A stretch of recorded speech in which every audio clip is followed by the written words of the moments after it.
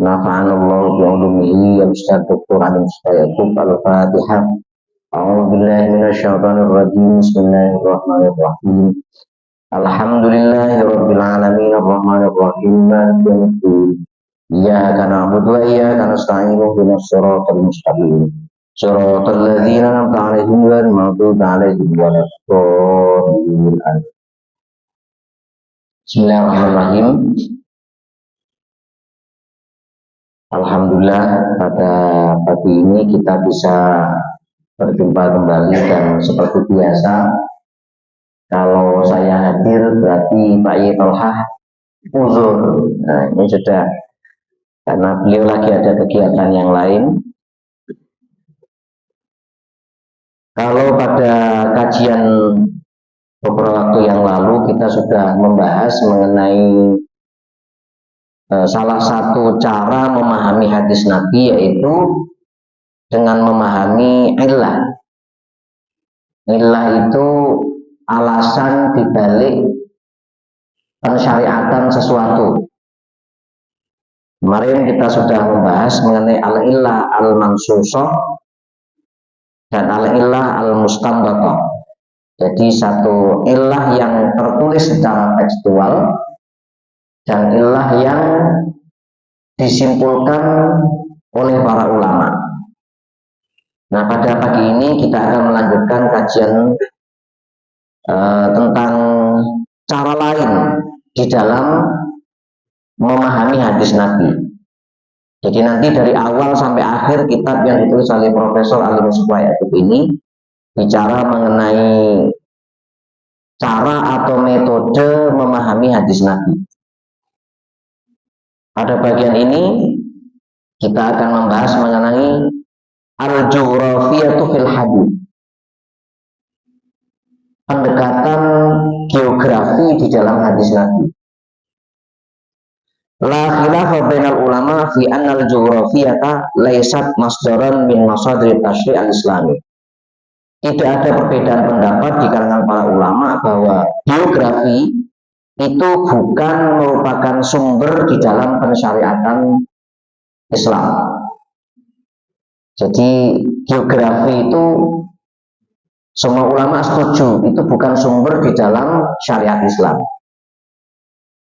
Wa ma'adzalika oleh karena itu al-jughrafiyatul lati hiya ilmun kharitatul ardi tusaidu al-muslima fi fahmil hadis an-nabawi. Oleh karena itu karena dia bukan sumber, maka geografi itu adalah ilmu tentang peta bumi yang membantu orang Islam di dalam memahami hadis. Jadi dia hanya alat bantu saja, bukan sumber, tetapi dia menjadi alat bantu dalam memahami hadis.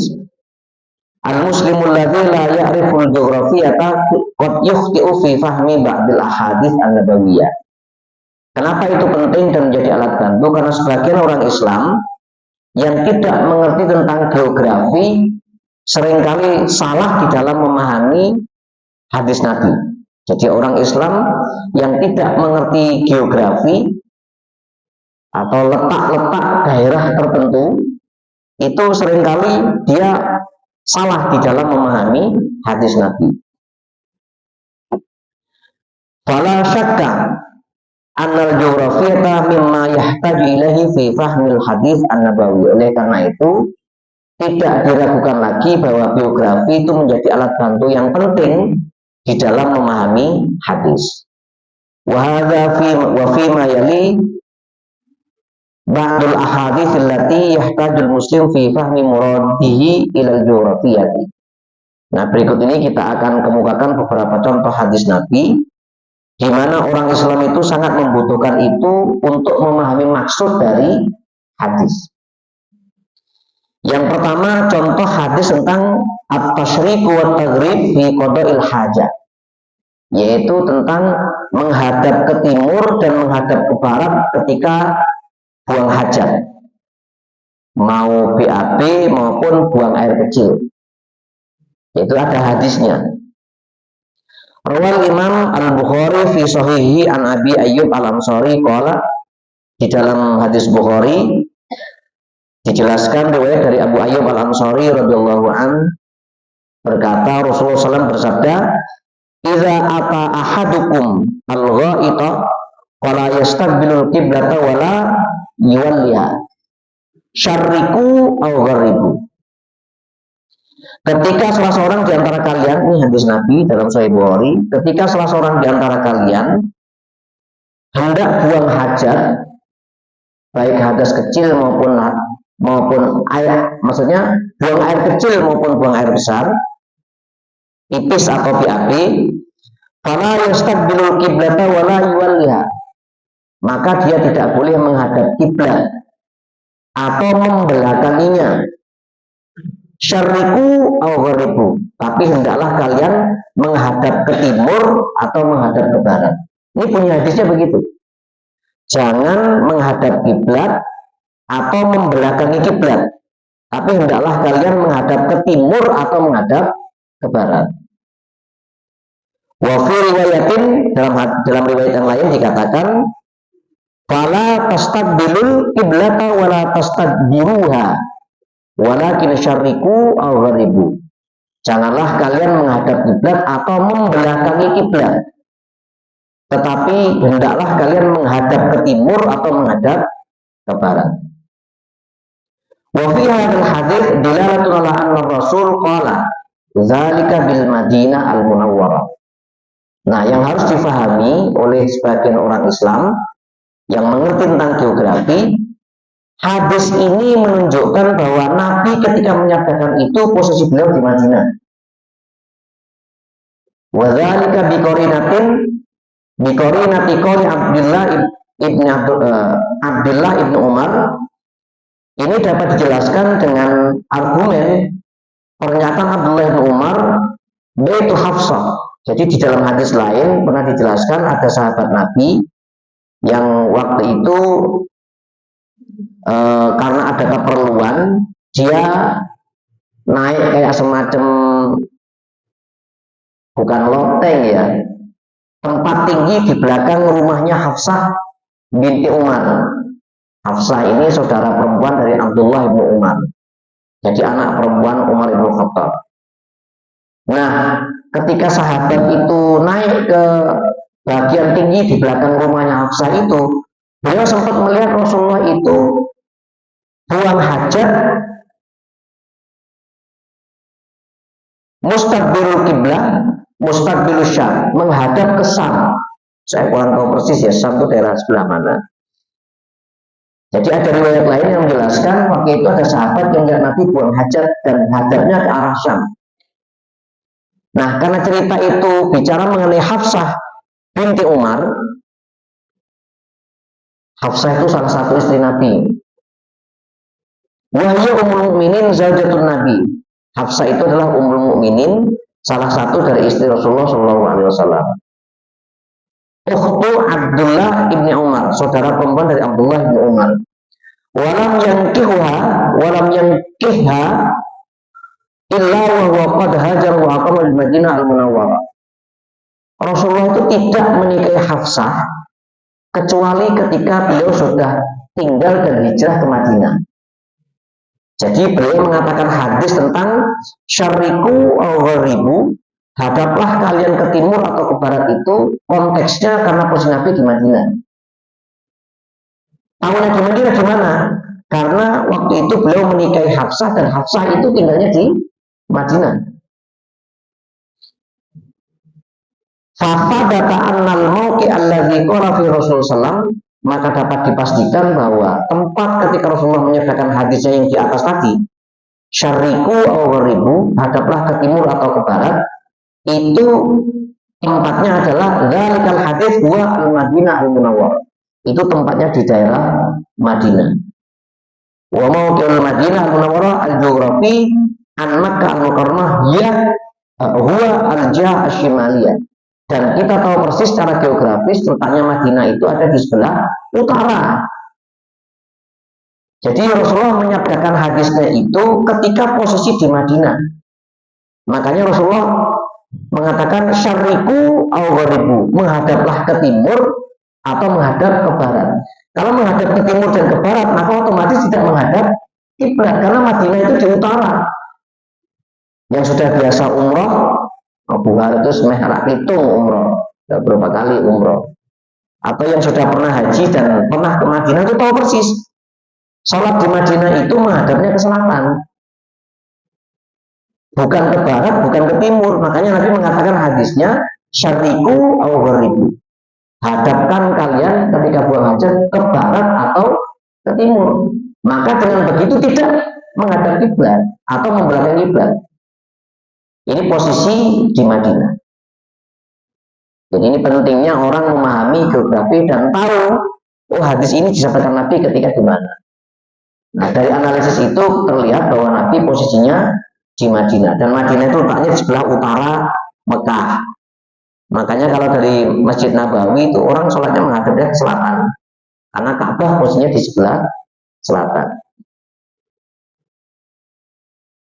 Wa ala dzalika la yajuzu tatbiqu hadzal hadits wal 'amal bihi lafdhan li ghairil mawdi' alladhi qala fi Rasulullah sallallahu alaihi wasallam aw ma yuwafiquhu.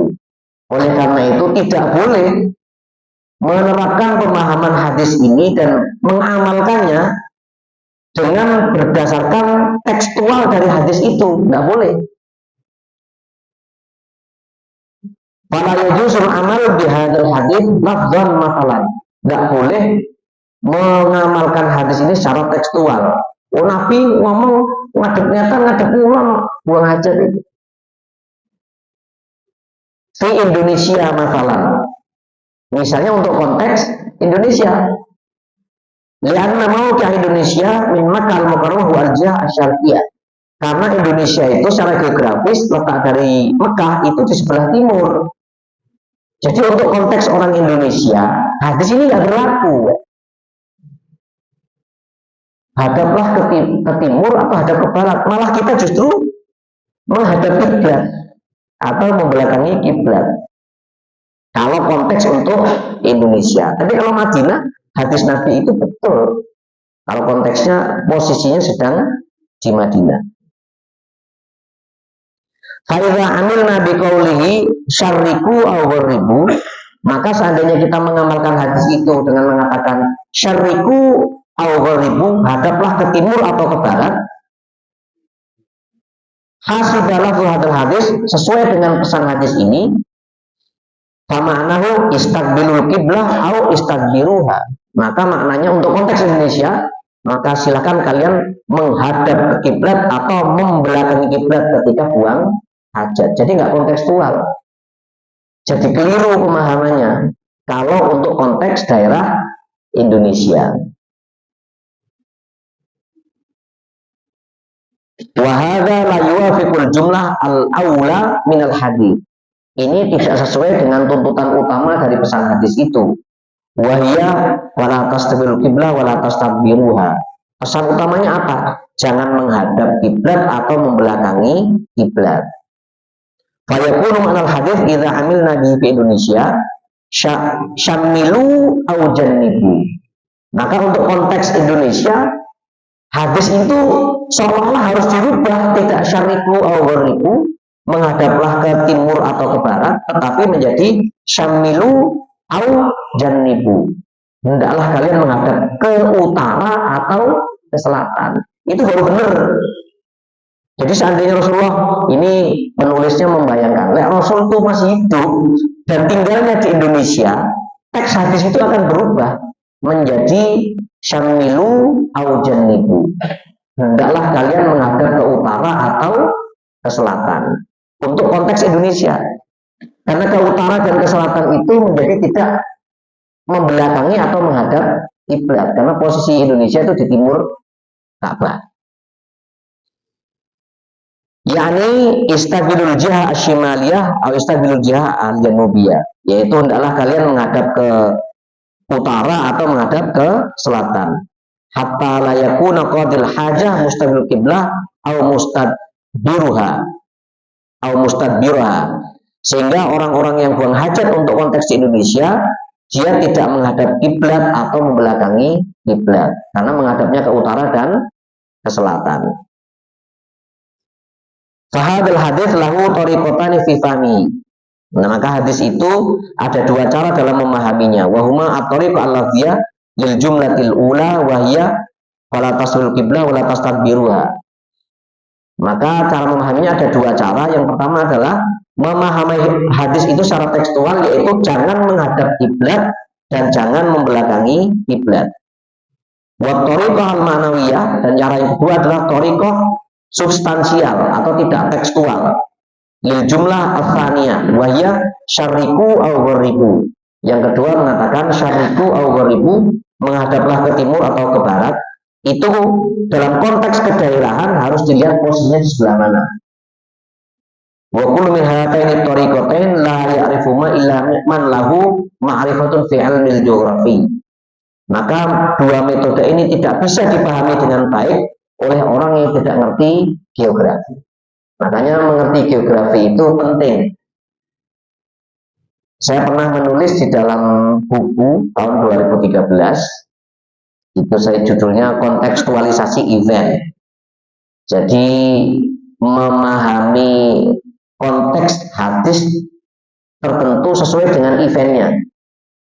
Ada hadis-hadis yang memang dia universal, ada yang lokal, ada yang memang dia sangat lokalistik, tidak bisa diterapkan secara utuh di daerah yang lain.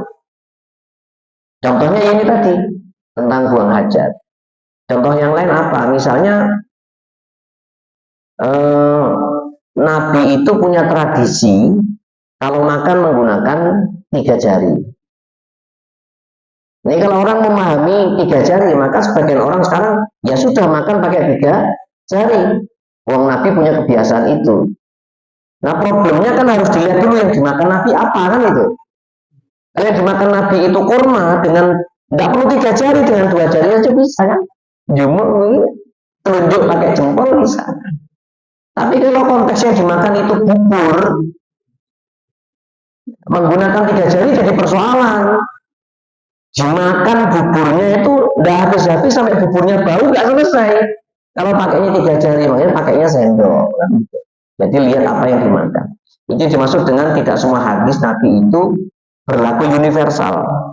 Di semua tempat teksnya begitu, pemberlakuannya begitu nggak bisa. Karena harus dilihat beberapa aspek, termasuk diantaranya geografi. Posisi ketika Nabi menyatakan itu menjadi penting. Ini contoh yang pertama. Contoh yang kedua adalah ma bainal masyriqi wal maghribi qiblatun. Ini ada hadis yang lain. Contoh yang kedua adalah tentang antara timur dan barat itu kiblat. Rawal Imam At-Tirmidzi wa Ibnu Majah wa Malik bin Anas an Abi Hurairah radhiyallahu an. Hadis ini riwayat Imam Tirmidzi, Ibnu Majah dan Malik bin Anas dari Abu Hurairah radhiyallahu an. Anna Rasul qala, Rasulullah pernah bersabda, ma bainal masyriqi wal maghribi qiblatun. Antara timur dan barat itu adalah kiblat. Antara timur dan barat itu kiblat. Waqala Imam At-Tirmidzi haditsun hasan sahih. Hadis ini adalah hadis hasan sahih. Jadi ilmuwan hadis yang pertama kali memberikan keterangan-keterangan detail, oh ini hadis hasan, ini hadis sahih, ini hadis dhaif, itu Imam Tirmidzi yang memberikan notasi itu. Makanya kalau kita belajar kitab Sunan Tirmidzi itu di bagian belakang matan hadis itu seringkali ada tulisan haditsun hasan sahih. Oh, hadis ini kualitasnya hasan dan sahih. Kama sahadzalika an Umar bin Khattab radhiyallahu an mauqufan alaihi. Hadis ini juga didukung secara mauquf melalui riwayat dari Umar bin Khattab radhiyallahu an.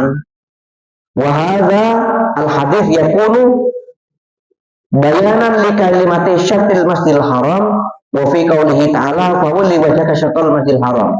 Hadis ini menjelaskan salah satu ayat di dalam Al-Qur'an, kalimat syatral masjidil haram, arah masjidil haram. Fa walli wajhaka syatal masjidil haram, hendaklah kalian menghadapkan wajahmu untuk sholat syatrul masjidil haram, lurus dengan masjidil haram. Wa qad dhahaba jumhurul ulama, para ulama berpendapat illa anna hadzal hadits liman la yabsuru ainal ka'bah. Hadis tadi itu yang bainal masyriq wal maghrib kiblat, antara timur dan barat kiblat, itu berlaku untuk orang yang tidak melihat Ka'bah. Antara timur dan barat itu berlaku untuk orang yang tidak melihat Ka'bah. Haitsu ba'da anha aw hala bainahu wa baina ainil Ka'bati hailun, di mana antara dia dengan Ka'bah itu tidak ada penghalang. Jadi dia bisa lihat Ka'bahnya, dia bisa lihat. Amma man absara ainal Ka'bati fattafaqal ulama alla anna lahum haditsu hadhihi al-qiblah. Adapun bagi orang yang melihat Ka'bah, maka hadis yang berlaku bukan ma bainal masyriq wal maghrib kiblat, tetapi hadhil kiblat, inilah kiblatnya. Makanya untuk orang-orang yang posisinya di Masjidil Haram di Mekah yang lihat Ka'bah, itu nggak berlaku hadis tentang antara timur dan barat Ka'bah. Ka'bah ya ketok, ya tinggal menghadap saja Ka'bah itu. Makanya sholatnya itu kalau di sana kan muter itu, tergantung posisinya di mana. Nah, yang di timur yang menghadap ke barat, yang di utara menghadap ke selatan, yang di pojok yang menghadapnya mojok. Terus pokoknya muter itu ya orang sholat semua. Sesuai dengan dari mana posisi Ka'bah. Indonesia ini menghadap Ka'bah ke barat karena posisinya Ka'bah di barat saja. Dan kita tidak melihat Ka'bahnya untuk konteks Indonesia. Amma hadis ma'abil masyriq wal maghrib qiblatun fala ya'rifu muraduhu illa man ya'riful mawqi' alladhi qala fi Rasulullah sallallahu alaihi wasallam. Hadis ma'abil masyriq wal maghrib itu kiblat, itu tidak bisa dipahami juga oleh orang yang tidak ngerti Rasulullah di mana menyampaikan hadis itu. Wal masyhur anna hadzal hadis qalahu Rasulullah sallallahu alaihi wasallam indama kana qad hajara wa aqama fil Madinah al-Munawwarah. Ini sama. Hadis ini disabdakan Nabi ketika posisi beliau sudah hijrah dan tinggal di Madinah.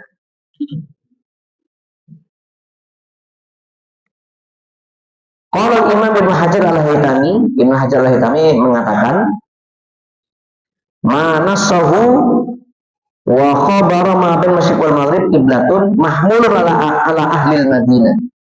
Hadis ini berlaku untuk penduduk Madinah. Ma bain masyriq wal maghrib qiblat. Ini berlaku untuk penduduk Madinah. Au bi ibaratin ukhra mahmulun ala man aqama shimalal Ka'bati, atau berlaku untuk orang yang tinggal di utara Ka'bah. Jadi Madinah ke utara itu ya daerah, termasuk negara-negara lain yang ada di utaranya Ka'bah, itu berlaku di sini. Au bi ibaratin ukhra mahmulun ala man aqama shimalal Ka'bah. Fa idza kana al-amru kadzalik fal muradu bima bain masyriq wal maghrib huwa al-jihah al-janubiyah. Maka kalau konteksnya seperti itu, bagi orang-orang yang tinggal di utara Mekah, bainal masyriq wal maghrib itu adalah arah selatan. Yang dimaksud antara timur dan barat itu di dalam hadis itu berarti arah selatan. Jadi kalau kita ini di utara seperti ini, Madinah, ketika bainal masyriq wal maghrib antara timur dan barat, ya di selatan situ. Artinya posisinya adalah Ka'bah itu di sebelah selatan. Ini nggak berlaku lagi untuk Indonesia nantinya. Kalau Indonesia berarti yang dimaksud Nabi tidak bainal masyriq wal maghrib, tapi bainal shimal wal janub. Jadi arah antara timur dan barat ke sana, ngadepnya ke selatan. Faman hadis al-jihad janubiyah qiblatun li ahli shimal Ka'bah. Sehingga memahami hadis itu juga berlaku bagi orang yang tinggal di sebelah selatan Ka'bah, berlaku hadis itu antara timur dan barat. Jadi yang di sebelah utara atau sebelah selatan boleh mengatakan kiblat itu antara timur dan barat, karena posisinya dia di daerah utara maupun di daerah selatan Ka'bah. Wala syakka anna hadzal hadis la yu'manu bilafzihi fi ahli syarqil Ka'bah. Hadis ini tidak berlaku bagi orang yang tinggal di timur Ka'bah. Posisinya sudah di timur, kok mengatakan antara timur dan barat. Wa idza amila hadal hadis bilafzihi fan natijatu ghairu sahih. Karena kalau menggunakan tekstual hadis ini dan bagi orang yang tinggalnya di timur atau di barat Ka'bah, hadis ini jadi nggak cocok. Li'anna ma bainal masyriq wal maghrib dan syarqil Ka'bah huwa al-jihah al-janubiyah. Wa hiya jihatul qutb al-janubi. Karena bagi orang yang tinggal di timur atau di barat dari Ka'bah, maka yang dimaksudkan jadi arahnya tidak arah Ka'bah, tidak arah Ka'bah lagi, tapi sampai ke kutub selatan. Nah, saya tidak terlalu persis ya, kalau gambarnya global mungkin kalau ada videonya ini bisa kelihatan. Fahada yukhalifu syatrul Masjidil Haram. Maka ketika pemahamannya seperti itu, ini tidak sesuai dengan ayat syatrul Masjidil Haram, menghadap ke arah Masjidil Haram. Fa ahlu jihati syarqil Ka'bah la yajuzul amal bila jihatil hadith wa matbuqihi. Walakin la budda min ayya'mala bimahrumihi aw bimanahu wa huwa ma baina shimal wal janub qiblah. Maka bagi orang yang tinggal di sebelah timur dari Ka'bah itu menjadi, ini membayangkan lagi seandainya Nabi tinggalnya di Indonesia, maka hadisnya akan berubah. Tidak ma bainal masyriq wal maghrib, tapi ma bainas shimal wal janub, antara utara dan selatan. Posisinya di timur, ya Ka'bahnya di sana kan gitu. Nah orang yang posisi di barat, ma bainas shimal wal janub, ya Ka'bah di sebelah timur, antara utara dan selatan. Ka'bahnya sebelah sana. Ya di sebelah timur, antara shimal wal janub sama.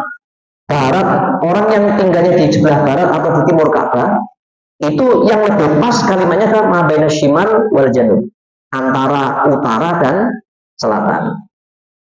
Jadi ini contoh yang kedua berkenaan dengan posisi di mana hadis Nabi itu disabdakan. Kita akan lanjut pada contoh yang terakhir, takwil nuzulil matar. Ada hadis tentang memindahkan turunnya hujan. Ini kita hujan terus nih ya. Waduh, saya bersyukur karena hari Selasa dan hari Rabu kemarin seluruh pohon rambutan saya di Bijen saya potong semua. Karena ada dahan besar sempal ngemburi genteng. Udah itu banjir di dalam. Hari Selasa, hari Rabu kita potong. Saya datangkan senso. Dilalah terus Rabu sudah mulai hujan titik-titik, Kamis Jumat terus ini sampai hari ini masih hujan luar biasa, dan beberapa daerah banjir bandang. Kendal, daerah Patebon itu sampai sak bulu itu banjir. Di Pekalongan, Kabupaten Pekalongan longsor, beberapa korban meninggal dunia. Wonosobo banjir. Ini alhamdulillah Semarang isunya kok dingin-dingin alhamdulillah ya. Biasanya Semarang ini bonjar banjir ini. Ya mungkin karena sudah mulai ada beberapa polder itu sehingga banyak tempat penampungan air. Tahwilu nuzulil matar. Contoh yang ketiga adalah memindahkan turunnya hujan. Rawal Imam Al-Bukhari fi Sahih an Anas bin Malik.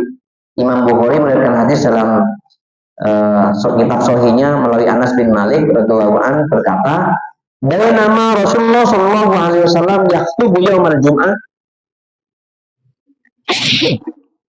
Alhamdulillah. Rasulullah pernah berkhutbah pada hari Jumat.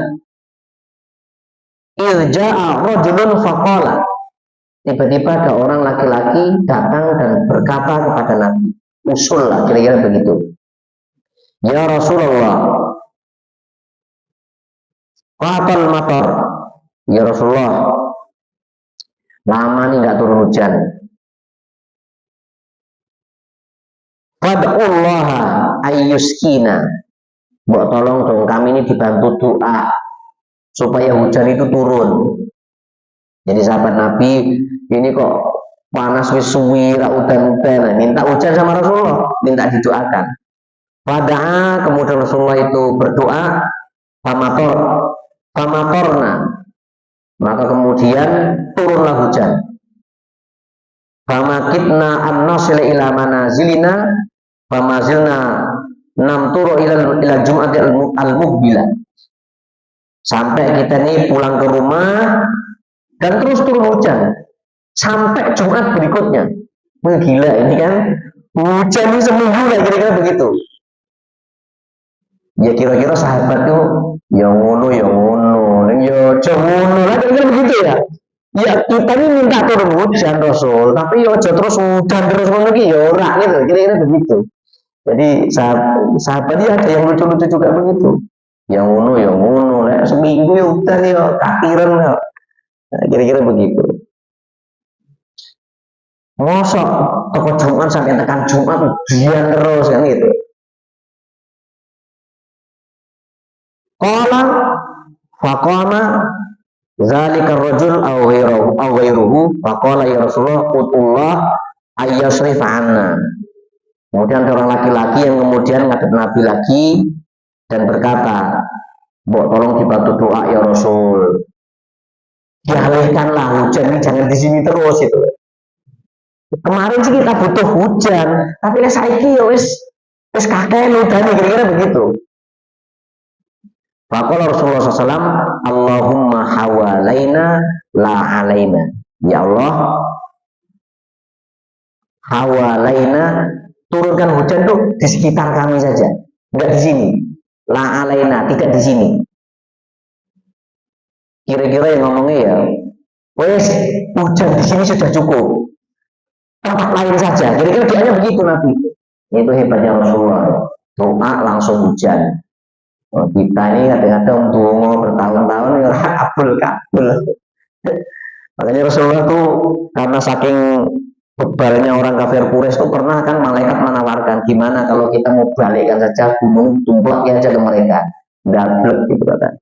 Rasulullah bilang, oh enggak begitu, konsepnya enggak begitu kata Nabi. Allahumma di qaumi fa innahum la ya'lamun. Doanya Nabi itu luar biasa, itu Nabi ya. Ya memang kalau enggak begitu enggak Nabi. Nah, coba kita diloroni bertahun-tahun, loroni seminggu baru urusannya. Ya, urusannya kerutuk main ya. Jadi ini kira-kira begitu. Faqala ra'aitu sihab yataqatta'u yaminan wa shimalan. Pada saat itu Rasulullah berdoa itu, maka kemudian awan-awan itu seolah terpotong-potong, geser kan ke kiri,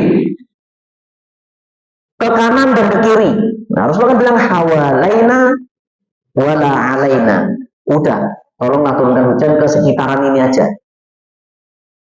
Tidak ke kami, wis cukup. Akhirnya mendung-mendung itu pada geser. Yumtiruna wala mitru ahlul Madinah. Kanan kirinya hujan, wis geser hujan ini, tapi Madinah tidak lagi ada hujan. Wis cukuplah seminggu. La syakka anna man la ya'rifu al-mawqa al-jughrafi alladzi qala fi Rasulullah hadzal hadits qad yukhti'u fi fahmihi wal 'amalu bihi. Orang yang tidak ngerti geografi pasti keliru memahami hadis itu. Li'annahu idza 'amila bi hadzal hadits lafdhan, karena kalau menggunakan teks dari hadis ini secara bahasa, secara teksnya di Jakarta masalah diterapkan di daerah Jakarta, faqad taqulus suyul wal faidonat ta'ti ila Madinah di Jakarta. Semua orang tahu bahwa banjir bandang, air deras itu datang ke kota Jakarta. Dzalika li anna ma hawali Jakarta misla mauqi Madinati Bogor wa ghayriha manatikun aliyah. Kenapa? Karena daerah-daerah sekitar Jakarta seperti Bogor itu daerah tinggi.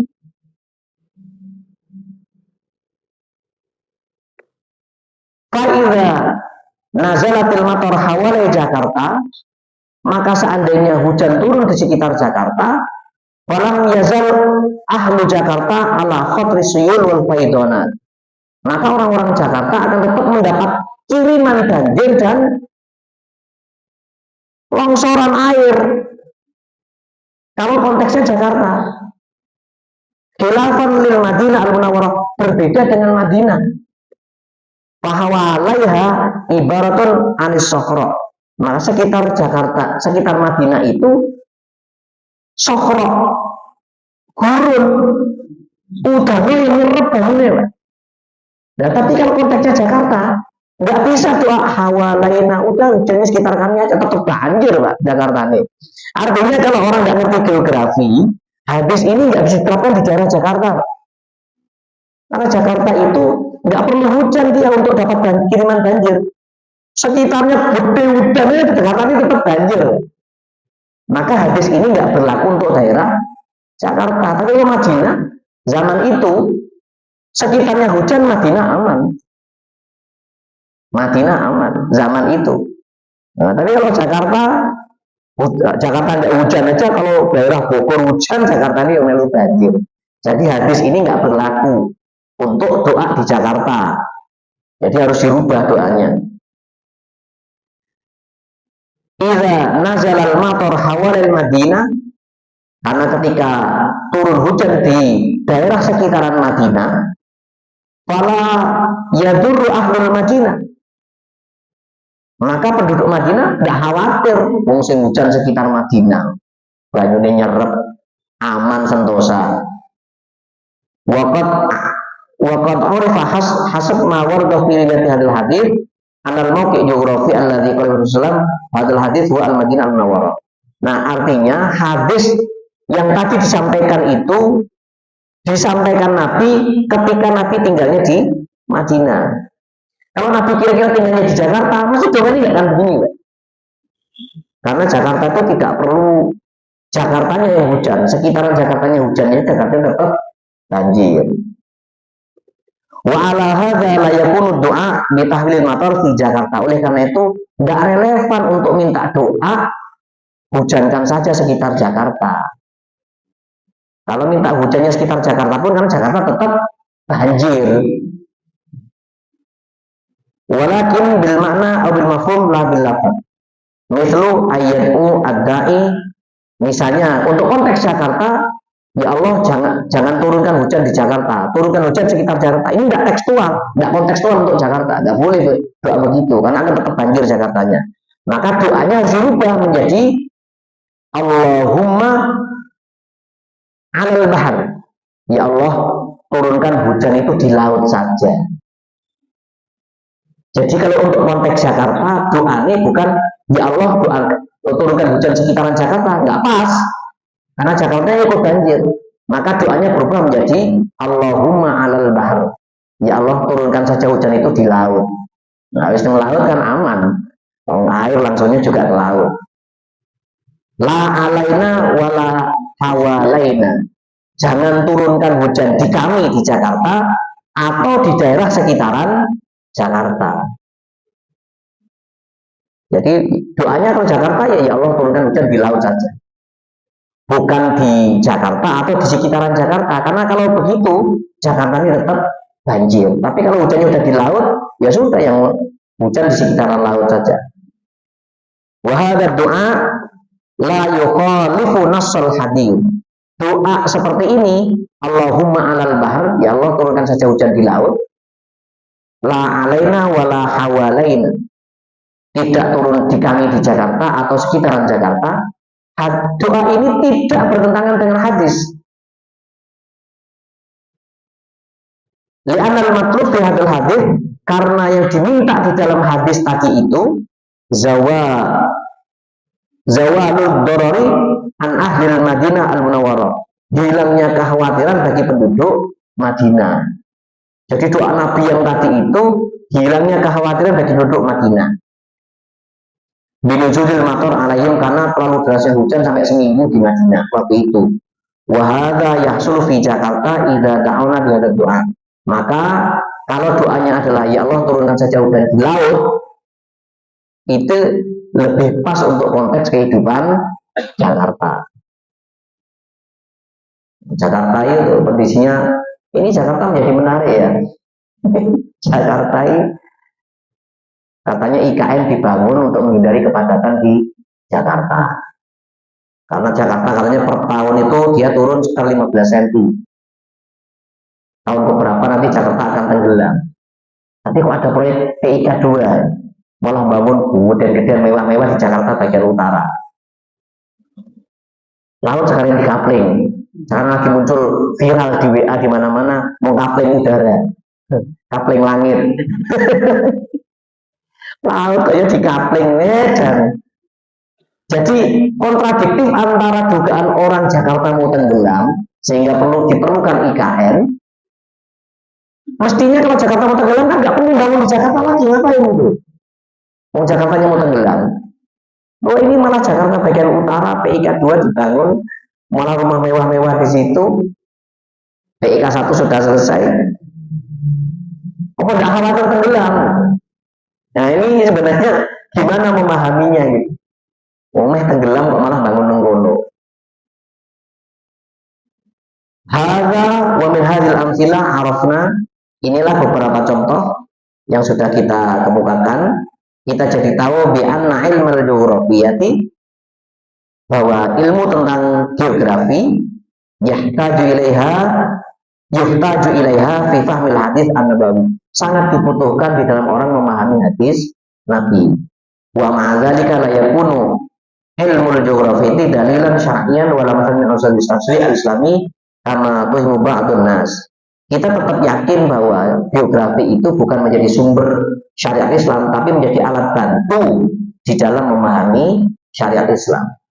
Saya kira itu Bapak Ibu sekalian yang dapat kita pelajari pada pagi ini. Mudah-mudahan ada yang bisa kita bawa pulang di dalam memahami hadis-hadis Nabi.